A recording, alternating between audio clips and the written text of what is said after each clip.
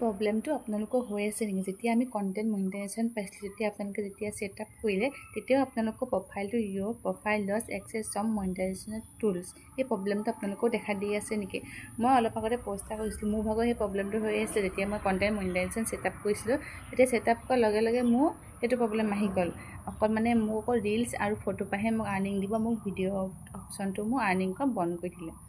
তো এতিয়া সেই মই পষ্টটো কৰাৰ মোক বহুতে মোক কমেণ্ট কৰিছে, তেওঁলোকৰ হৈ আছে। তো বহুতে মোক সুধি আছে কেনেকৈ আপুনি ঠিক কৰিলে, প্লিজ জনাব। তো মই যেনেকৈ ঠিক কৰিলোঁ আপোনালোকক মই সেইটো কৈ দিছোঁ।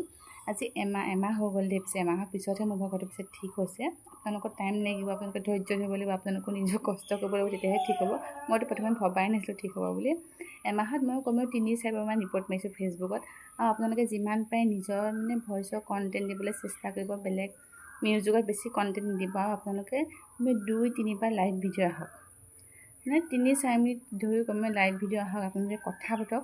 তেতিয়া আপোনালোকৰ এমাহমানৰ পিছত এইটো আপোনালোকৰ প্ৰব্লেমটো ছল্ভ হৈ যাব। এবাৰ আপোনালোকে এইটো কৰি চাবচোন। মোৰো হৈছিলে, মইতো আশা বাদেই দিছিলোঁ ভিডিঅ', সেইকাৰণে ইমান মই লং ভিডিঅ' নিদিওঁ, প্ৰায় ৰিলছ আৰু ফটো দি থাকোঁ।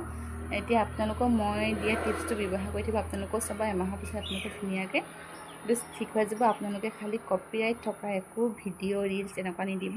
আপোনালোকৰ যদি আগেও কিবা কপিৰাইট লাগি আছে, আপোনালোকে চাপোজ ইনবক্সত গৈ আপোনালোকে এবাৰ চেক কৰি ল'ব, আৰু সকলোবোৰ কপিৰাইট থকা ভিডিঅ' আপোনালোকে চব ডিলিট কৰি দিব।